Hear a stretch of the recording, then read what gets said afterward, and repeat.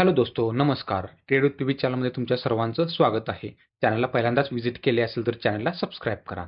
तर आज आहे 13 ऑगस्ट. तर आजचा आपण आज मार्केट व्ह्यू पाहूया. आज सेक्टरल काय होते, इंडेक्समध्ये काय परफॉर्मन्स झालेला आहे, कोणते स्टॉक्स आज तेजीमध्ये होते, कोणते स्टॉक्स आज मंदीमध्ये होते आणि काय काय जे न्यूज आले होत्या मार्केटमध्ये ते आपण कव्हर करण्याचा प्रयत्न करूया. आणि काही ड्युरिंग द मार्केट एक 2-3 रिझल्ट लागले त्याचं पण आपण कव्हर करूया. जे चांगले रिझल्ट्स लागले ते पण कव्हर करूया. आणि आज कोणते स्टॉक्स तेजीमध्ये होते, कोणते स्टॉक्स मंदीमध्ये होते हे पण आपण पाहूया. आणि त्याच्या पाठीमागचे कारण काय होते ते पण पाहूया. आणि रिझल्ट्स कव्हर करण्याचा प्रयत्न करूया. म्हणजे रिझल्ट्स आपण ऍक्च्युअली कव्हर करायचे नाहीत, म्हणजे त्याचा इफेक्ट काय झाला मार्केटवरती हे आपण कव्हर करण्याचा प्रयत्न करूया. तर सुरुवात करूया आपण ब्रॉडर मार्केट इंडेक्स पासून सुरुवात करूया. तर आज मार्केटमध्ये आज चांगलीच तेजी होती. त्यामध्ये Nifty 50, Nifty next 50, mid cap, small cap 100, mid cap 100 हे सर्व जवळपास 0.5% तेजीमध्ये पाहायला मिळाले. तर मार्केटमध्ये आज चांगली तेजी होती. FIDIचा डाटा काय तो ते पाहणे गरजेचं आहे. आणि ओव्हरऑल आज ब्रॉडर मार्केटमध्ये आज चांगली तेजी होती. तुम्ही पाहू शकता, पॉज करून इथे पाहू शकता, पूर्ण इथे इंडेक्स आपल्याला दिसतात ब्रॉडर मार्केटचे. आणि ते तुम्ही पाहू शकता. ते सिम्पली तुम्ही ते NSEच्या वेबसाईटवर जाऊन तुम्ही मार्केट डाटामध्ये इंडायसेसमध्ये जाऊन तुम्ही हे पाहू शकता. त्यानंतर आपण पाहूया सेक्टरल इंडेक्स पण पाहूयात. सेक्टरल इंडायसेसमध्ये कोणते कोणते आज तेजीमध्ये होते. त्यामध्ये निफ्टी ऑटो होता, निफ्टी बँक होता. निफ्टी ऑटोमध्ये चांगली तेजी दाखवलेली आहे. 1.2% चांगली तेजी दाखवलेली आहे. त्यानंतर Nifty pharma, Nifty metal, Nifty health care, आज निफ्टी हेल्थ केअरमध्ये पण चांगली तेजी पाहायला मिळालेली आहे आपल्याला. आज दबावामध्ये होते तर ते कोणते सेक्टर होते आज, तर ते Nifty energy, FMCG, PUC bank जे काल तेजीमध्ये होते आज तो मंदीमध्ये किंवा एक प्रेशरमध्ये आज पाहायला मिळाला. त्यानंतर ऑफकोर्स ऑइल अँड नॅचरल गॅसमध्ये म्हणजे निफ्टी ऑइलमध्ये एक चांगलं प्रेशर पाहायला, म्हणजे मार्जिनली प्रेशर पाहायला मिळालेलं आहे. तुम्ही पाहिलं असेल तर जिथे प्रेशर पाहायला मिळालेलं आहे ज्या सेक्टरमध्ये किंवा सेक्टरल इंडिसेसमध्ये तिथे मार्जिनली प्रेशर पाहायला मिळालेलं आहे. पण अदरवाईज जर तुम्ही दुसरीकडे पाहायला गेला तर जिथे तेजी पाहायला मिळाली ज्या सेक्टरमध्ये, तर एक चांगली तेजी पाहायला मिळालेली आहे. ज्यामध्ये निफ्टी ऑटो आहे, निफ्टी बँक आहे, निफ्टी फिन सर्व्हिसेस आहे, प्रायव्हेट बँकिंग आहे. आणि आयटीमध्ये काय मार्जिनली आपल्याला तेजी पाहायला मिळालेली आहे. तर याचं कारण होतं आज चांगली तेजी पाहायला मिळाली. आउटलुक चांगला होता. कालच व्हिडिओमध्ये एक मी पॉईंट कव्हर केला होता कालच्या व्हिडिओमध्ये, की उद्या एक पॉझिटिव्ह व्ह्यूज पाहायला मिळू शकतो मार्केटमध्ये. कारण का जरा टॅरिफ वायर पण ट्रम्प कडून यांच्याकडून काहीतरी कोणतंही स्टेटमेंट अजून आलेलं नाही, किंवा अजून आपल्या ह्यांच्याकडून डिप्लोमॅट्सकडून कोणते अजून त्याच्यावरती उत्तर किंवा अजून हे आलेलं नाही. एक ब्रॉडर मार्केट आहे ज्यामध्ये अजून इंडियाचं जे ब्रॉडर मार्केट आहे तिथे एक सस्टेनेबिलिटी चालू आहे, की जिथे मार्केट एक रेंज बाउंड राहू शकतं. आज मंदी, उद्या तेजी, परत तेजी, थोडंफार तिथं राहू शकतं. याच्यावरतीच एक थोडंफार आपण प्रिडिक्शन केलं होतं की एक थोडीफार चांगली बाईंग मार्केटमध्ये येईल. तर हे पाहिलं आपणच कोणते कोणते 2 पॉईंट पाहिले आता सध्या. एक ब्रॉडर मार्केट आणि एक सेक्टरल इंडायसेस, हे 2 पॉईंट पाहिले जिथे कुठे कुठे तेजी पाहायला मिळाली हे तुम्ही पाहू शकता. कारण आपण एक हे पाहूया की एक आज कोणत्या कोणत्या स्टॉक्समध्ये आज तेजी झाली ते पाहूया आपण. आज ते कुठे कुठे तेजी झाली, त्याचे पाठीमागचे कारण काय होते हे पण पाहूया आणि तिथे हे पाहायला सुरुवात करूया. तर हे आज जवळपास चांगली तेजी पाहायला मिळाली आपल्याला. अपोलो हॉस्पिटल जे चांगला रिझल्ट लागला आहे त्यांचा, 8.1% म्हणजे 8.1% चांगली तेजी पाहायला मिळाली होती. याचं कारण म्हणजे त्यांचा लागलेला Q1चा रिझल्ट आणि विथ प्रॉपर गायडन्स जे पाहायला मिळाला, त्यांचा जो गायडन्स होता त्यांचा तो चांगला पाहायला मिळाला. त्यामुळे इन्व्हेस्टर चांगली खरेदी आली इन्व्हेस्टर्सकडून. म्हणजे हा मूड असतो मार्केटचा, की जेव्हा एखाद्या वेळेस काय होतं, चांगला रिझल्ट दाखवून पण जर जेव्हा प्रेझेंटेशन खराब येत असेल, की प्रेझेंटेशनमध्ये काय असतं किंवा त्यांचा फ्युचर आउटलुक असतो कंपनीचा, तर ते सर्व त्या कंपनीमध्ये प्रेझेंटेशनमध्ये आउटलुक सांगत असतात. मग ते कसं दोन्ही पण मॅच व्हायला पाहिजे, किंवा आत्ताचा रिझल्ट आणि फ्युचरचं प्लॅनिंग काय आहे कंपनीचं, त्यांचं फ्युचरचं अर्निंग्स किंवा रेव्हेन्यू काय टार्गेट असणार आहे हे महत्त्वाचं असणार आहे. हे जर चांगलं असेल तर डेफिनेटली तुम्हाला तिथे चांगली खरेदी पाहायला मिळते. तर तेच आज आपल्याला अपोलो हॉस्पिटलमध्ये पाहायला मिळालं. त्यानंतर नायकामध्ये पण आज चांगला रिझल्ट लागलेला आहे, ते आपण पुढे पण कव्हर करूया. नायकामध्ये BSE मध्ये आज चांगली 5% तेजी होती. ह्याचं पण कारण काय होतं हे आपण कव्हर करणार आहे. कारण आज एक खूप काही दिवसानंतर ब्रोकरेज सेक्टरला, ज्यामध्ये BSE म्हणा, एंजल वन म्हणा, ICICI सिक्युरिटीज, त्यांच्यासाठी एक चांगली खबर आलेली आहे. पण तुम्ही जर गेला असेल, गेले 1 वर्ष जर पाहिलं असेल तर ब्रोकरेज कंपनीला पूर्णपणे निगेटिव्ह, बहुत ही निराश किया है सेबीने, बहुत निराश किया है. याचं कारण म्हणजे काय, फ्युचर्स अँड ऑप्शन्सवरती लावलेले ज्या बंदी आहेत किंवा ते एक्सपायरीज ज्या आहेत ज्या कमी केलेल्या आहेत त्यामुळे. पण काय त्यामुळे ब्रोकरेज सेंटरला पूर्णपणे नाराजगी झाली होती. त्यांचा तुम्ही एंजल वनचा पाहू शकता की त्यांचे रेव्हेन्यू म्हणा किती कमी नाही झालेले आहेत ते पण पाहू शकता. ते आपण पुढे कव्हर करूया. बीएससी आणि एनएससी बीएससी आणि म्हणजेच ब्रोकरेज कंपनीजला कोणते जे चांगला सेबीने निर्णय घेऊन आलेला आहे तो आपण ते पण पाहूया आपण. त्यानंतर पुढे आपण स्टॉक्स पाहूया. अल्केम ज्याच पाहणार आहोत आपण कोणत्यामध्ये फार्मा सेक्टरमध्ये. पीआय इंडस्ट्रीज एक चांगल्या आहे ज्यामध्ये डाऊनग्रेडमध्ये आज होता. याच्या रिझल्टमध्ये एक खराब लागलेला आहे. त्यांचा रिझल्ट खराब म्हणजे एक्सपेक्टेशनपेक्षा कमी लागलेला आहे. त्यामध्ये बीडीएलनं एक मार्जिनल रिझल्ट आहे त्यांचा. खास चांगला पण नाही म्हणजे वाईट पण नाही. मार्जिनली चांगला लागलेला आहे रिझल्ट. पण जे काय असतं एक्सपेक्टेशन असतं की जे एक्सपेक्टेशन किंवा ॲझम्पशन असतं की जर त्याला तुम्ही बीट केलं तर डेफिनेटली ते मार्केटसाठी चांगलं असतं. याचं कारण काय बा की पूर्णपणे तुमची ऑर्डर बुक पाहून हे सर्व पाहून जे ॲझम्पशन किंवा एक प्रिडिक्शन केलं असतं की बाबा कंपनीचा असा रिझल्ट यायला पाहिजे. कारण जे मोठे जे हे असतात जे सिक्युरिटीज असतात तर त्यांचा एक अभ्यास चालू असतो की एखाद्या स्टॉक्सवरती तर ते स्टॉक्स कसा परफॉर्मन्स झाला पाहिजे की त्यांचं एक एक्सपेक्टेशन असतं. ते प्रत्येक कसं ब्रोकरेज असतं त्यांचं ते त्यांनी हे केलं असतं की ते रिव्हल केलं असतं त्यांचं एक्सपेक्टेशन काय असेल ते त्यावरती एक एक्सपेक्टेशन असतात.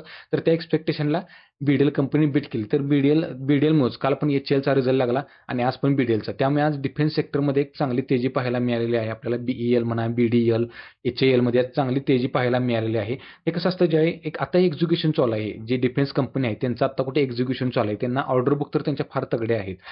म्हणजे भरपूर म्हणजे कंपनीच्या जेवढं मार्केट कॅप आहे त्याच्या 0.5% समजा त्या एखाद्या कंपनीची 1,00,000 करोडची कंपनी आहे तर जवळपास त्यांच्याकडे 50,000 कोटीचे ऑर्डर्स बुक्स आहेत. पण त्याचं एक्झिक्युशन कसं होतं हे पाहणे गरजेचं आहे. त्यामुळेच थोडंफार रिसेशन नंतर जे मार्केटचं करेक्शन झालं होतं मागच्या डिसेंबर नंतरनं म्हणजे मागच्या ऑगस्टपासून ह्या मार्चपर्यंत जे करेक्शन झालं होतं त्यावेळी डिफेन्स सेक्टर पण सर्व जवळपास 50% पडले होते. पण आता त्यांचा कोणता पिरियड आहे आता त्यांचा हा पिरियड आहे की बाबा एक्झिक्युशन कसं होतं. जर एक्झिक्युशन जर चांगलं झालं तर डेफिनेटली अजून एकदा पुन्हा एकदा मोठ्या रॅलीसाठी डिफेन्स सेक्टर तयार असणार आहे. तर हा झाला ओव्हरऑल व्ह्यू.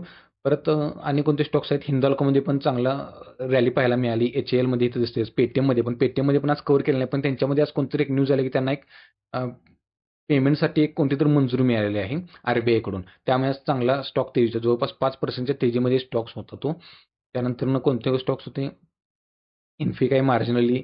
नायका एक आहे. नायकाचा पण रिझल्ट चांगला आहे. इथं पण आपण नायका पाहिलेच. इटर्नल म्हणजे झोमॅटो, भारती एअरटेल पण चांगल्या 1% तेजीमध्ये होती. पीएससी पण पाहिले आपण. आता हे झालं सुरुवात. ह्याच्यानंतर आपण पाहूया सेक्टरलमध्ये पाहूया. सेक्टरलमध्ये जाऊया. तर सेक्टरलमध्ये पाहिला तर आज होता निफ्टी फार्मा आणि निफ्टी मेटल हे 2 स्टॉक्स आज चांगल्या तेजीमध्ये होते. तर निफ्टी फार्मामध्ये आपण जाऊया. निफ्टी फार्मामध्ये तर पाहिलं तर अल्केम लॅबोरेटरीज, झायडस लाईफ, मेट्रोपॉलिस, सिप्ला जवळपास सर्व जे हे होते फार्मा स्टॉक्स आहेत ते चांगल्या तेजीमध्ये पाहायला मिळालेले आहेत. याचा फायदा काय झाला की निफ्टी 50ला याचा फायदा झाला. चांगला सपोर्ट पण मिळाला आणि त्यामुळे मार्केटमध्ये एक चांगला सपोर्ट कारण का जर पीयूसी बँक म्हणा पीयूसी बँककडून आणि प्रायव्हेट बँकिंगकडून जर एवढा सपोर्ट मिळाला नव्हता. पण जे फार्मा सेक्टरने जी लीड दाखवलेली आहे तर हे चांगल्या निफ्टी 50ला कुठेतरी एक चांगला सपोर्टिव्ह करताना पाहायला मिळालेला आहे. तर या झाल्या आपण सेक्टरल पाहिले. सर आपण स्टॉक्स पाहिले कोणते तेजीत होते कोणते नाही आणि थोडेफार आपण न्यूज कव्हर करण्याचा प्रयत्न करूया. आज मार्केटमध्ये कोणत्या न्यूज होत्या कोणते रिझल्ट्स लागले ते पण आपण इथे कव्हर करूया. तर इथे पाहू शकता ही काय आपण पाहिलेलं आहे बेंचमार्क पाहिलेले आहेत. आणि दुसरा महत्त्वाचा पॉईंट होता तो म्हणजे आता आपण हा कव्हर करूया. इथे लक्ष द्या थोडंफार. आर्चिन केमिकल्स म्हणून एक स्टॉक आहे. जास्त जवळपास चांगल्या तेजीमध्ये पाहायला मिळालं. जवळपास 10-12% चांगल्या तेजीचा क्लोजिंग झाला आहे. 6.5-7% क्लोजिंग झालेलं आहे. पण 10 ते 12%ची स्ट्रॉंग ओपनिंग पाहायला मिळालेली होती. याचं कारण होतं म्हणजे एक आपले जे युनियन मिनिस्टर आहेत वैष्णवी सर तर त्यांनी काल काय अनाउन्समेंट केली की 4 सेमीकंडक्टर प्लांट्स लागणार आहेत. त्यामध्ये 2 लागणार आहेत ओडिसामध्ये, 1 लागणार आहे आंध्र प्रदेश आणि 1 लागणार आहे पंजाबमध्ये. कोणते प्लांट लागणार आहेत तर सेमीकंडक्टर जो हॉट टॉपिक आहे सध्या इंडियामध्ये. सेमीकंडक्टर म्हणा, ईव्ही म्हणा आणि डिफेन्स म्हणा जे सध्या हॉट आहेत टॉपिक्स इथे. त्यामध्ये त्यांना एक नवीन मंजुरी मिळाली प्लॅन टाकायला आणि त्यातच काय झालेलं आहे ही जी आर्केन केमिकल आहे यांची कंपनी आहे सबसिडरीज सिसेक केमिकल प्रायव्हेट लिमिटेड ही तो प्लॅन्ट लावणार आहे कुठे ओडिसामध्ये. तर याचा फायदा काय होणार ती कंपनी स्ट्रॅटेजिक सेक्टर कोणते आहेत बघा त्यांचे डिफेन्समध्ये missile EV railway data centre आणि सोलार इन्व्हेस्टर हे सर्व सध्या हॉट सेगमेंट चालू आहेत इंडियन मार्केटमध्ये. त्यामुळे ह्या स्टॉक्समध्ये तेजी पाहायला मिळाली आणि सांगण्याचा उद्देश कोणता, की बाबा असे जे स्टॉक्स आहेत किंवा ज्यांच्यामुळे पुढे त्यांच्या एखाद्या कंपनीला चांगला रेव्हेन्यू आणि प्रॉफिट जनरेट मिळू शकतो.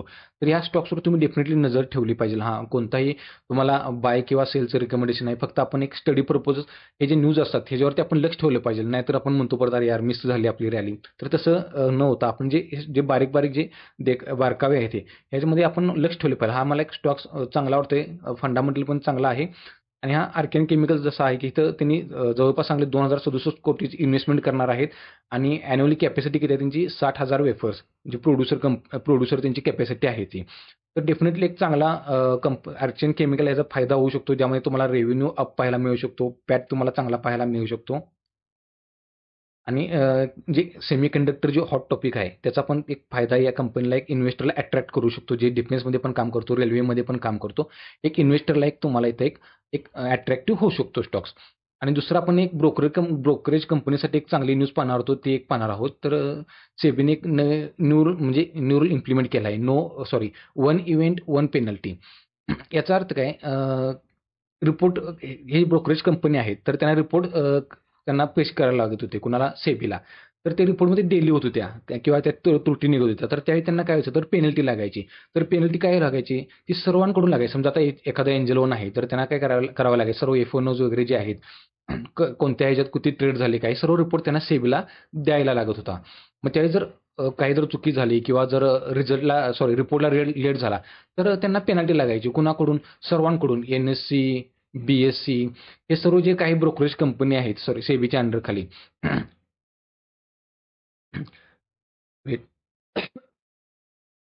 तर त्यांच्याकडून ना प्रत्येकाकडून वेगवेगळे त्यांना पेनल्टी लागायची. आता NSEकडे गेले, त्यांच्याकडून 25 लाखाची पेनल्टी. परत BSEकडे गेले, त्यांच्याकडून 50 लाखाची पेनल्टी. तर प्रत्येकाला ती पेनल्टी द्यावी लागत होती. पण आता ते नवीन रूल काय केला, वन इव्हेंट, वन पेनल्टी. समजा एकच चुकी असेल तर ते एकच त्यांच्याकडून पेनल्टी घेण्यात येईल. नाही की बाबा प्रत्येक डिफरंट ह्याच्याकडे जावा आणि प्रत्येक दुसऱ्या एक्सचेंजकडे जावा. एक्सचेंजला ते रिपोर्ट सादर करू दे. तर डिफरंट एक्सचेंजला जर तुम्ही जात असाल, तर डिफरंट एक्सचेंज तुम्हाला ते पेनल्टी लावत होते. पण इथून पुढे तसं होणार नाही, की एका एक्सचेंजकडून एकदाच पेनल्टी लावण्यात येईल, तोच ग्राह्य धरले जाईल. त्यानंतर इम्पॅक्ट रूल्स काय होणार, त्यामध्ये फायदा कोणाकोणाला नाही. त्यामध्ये angel one, Motilal Oswal, ICICI securities, 5 पैसा, त्यामध्ये झेरोदा पण आहे, ग्रो पण आहे. हे पण आहे जे अनलिस्टेड कंपनी आहेत त्यांना पण याचा चांगलाच फायदा होणार आहे. किंवा सेबीने जे नवीन रूल काढलेला आहे, वन इव्हेंट, वन पेनल्टी. तर हे पण लक्षात ठेवून आज तुम्हाला परत एंजल वनमध्ये 4%, BSEमध्ये चांगली 4%ची तेजी, ICICI सिक्युरिटीजमध्ये चांगली तेजी पाहायला मिळालेली आहे. याचं कारण होतं की हा जो सेबीना रूल जो वन इव्हेंट, वन पेनल्टी जो रूल इम्प्लिमेंटेशन केला आहे, याचाच तुम्हाला तो फायदा पाहायला मिळालेला आहे. आणि की स्टॉक्स आज पाहिलेच आहेत आपण, होनासा, नायका, हिंदाल्को, NSDL. चर्चेतला विषय आहे NSDL जो IPO आला होता. रिझल्ट चांगला होता, एक म्हणजे मिक्स होता. 15% year on year profit rise होता. पण पडलाय का आज 5%? मेन कारण होतं त्याचं एक्स्पेक्टेशनला बीट करू शकला नाही किंवा फ्युचर ग्रोथला थोडंफार कुठे तर मार्जिनली कमी दिसते. त्यामध्ये 5%ला करेक्ट झालेला आहे. त्यानंतर HAL जे काल रिझल्ट लागले त्याचा आज इम्पॅक्ट दिसत आहे. संवर्धनमध्ये चांगला, केल्ट्रॉन टेकमध्ये पण चांगले 10% पण चांगली जंप पाहायला मिळालेली आहे. आणि आजचे ड्युरिंग द मार्केट कोणते रिझल्ट आले ते आपण पाहूया. त्यामध्ये एक चांगला आपण कव्हर करूया, तो म्हणजे कावेरी सीड्स आहे. कावेरी सीड्सने नेट प्रॉफिट चांगला दर्ज केलेला आहे. इयर ऑन इयर 13% आणि रेव्हेन्यूमध्ये 7%ची ग्रोथ दाखवलेली आहे. आणि प्रीमियर एक्सक्लुझिव्ह जे डिफेन्स सेक्टरमध्ये काम करतो जो स्टॉक्स, त्याने पण चांगला रिझल्ट दाखवलेला आहे. मगाशी पण आपण म्हटलंच की बाबा कोणता विषय, की एक्झिक्युशन, जे ऑर्डर मिळाले त्याचं एक्झिक्युशन कसं होतंय, त्यांचा रिझल्टवरती किती इम्पॅक्ट होतो हे पाहायला मिळालं आपल्याला. प्रीमियर एक्सप्लोजिव्ह स्टॉक्स आज जवळपास 20% अप्पर सर्किटमध्ये होता. किती? 20% अप्पर सर्किटमध्ये होता. तर ह्याचं कारण म्हणजे रिझल्ट Q1 लागलेला रिझल्ट तो आहे तो आज. त्यामध्ये तुम्ही पाहू शकता नेट प्रॉफिट आज जवळपास 110% इयर ऑन इयर वाढवून आलेला आहे. रेव्हेन्यू जवळपास 72% वाढवून आलेला आहे. ऑर्डर बुक जवळपास 72% इयर ऑन इयर वाढवून आलेला आहे. हा आपण जो हे करतोय तो आपण हा इयर ऑन इयर करत असतो. शक्यतो आपण इयर ऑन इयरच कम्पेअर करत असतो. कारण का जे आपण क्वार्टर ऑन क्वार्टर कंपेअर करत असतो, तर थोडंफार ते डिफिकल्ट असतं किंवा कंपनीला की बाबा 3 क्वार्टरमध्ये एक चांगला रिझल्ट दाखवावा म्हणून. त्यामुळे शक्यतो आपण इयर ऑन इयर जे आपण कंपॅरिझन करत असतो. तर हा आपण आजचा ओव्हरव्ह्यू मार्केट पाहिला, ज्यामध्ये आपण आज टॉप गेनर्स, टॉप लुजर्स पाहिले, इंडेक्स परफॉर्मन्स पाहिला, कोणत्या सेक्टर आज टॉप परफॉर्मिंग होतात ते पण पाहिला. आर्चिन केमिकलचे आणि सेबीचे जे रूल्स आलेत ते आपण कव्हर केले. कोणत्या स्टॉक्सचा याचा फायदा होईल ते पण कव्हर केले आणि आज ड्युरिंग द मार्केट कोणते रिझल्ट चांगले लागले ते पण आपण यात कव्हर केलेले आहे. जर व्हिडिओ आवडला असेल तर नक्की लाईक करा, शेअर करा आणि चॅनलला सबस्क्राईब करा.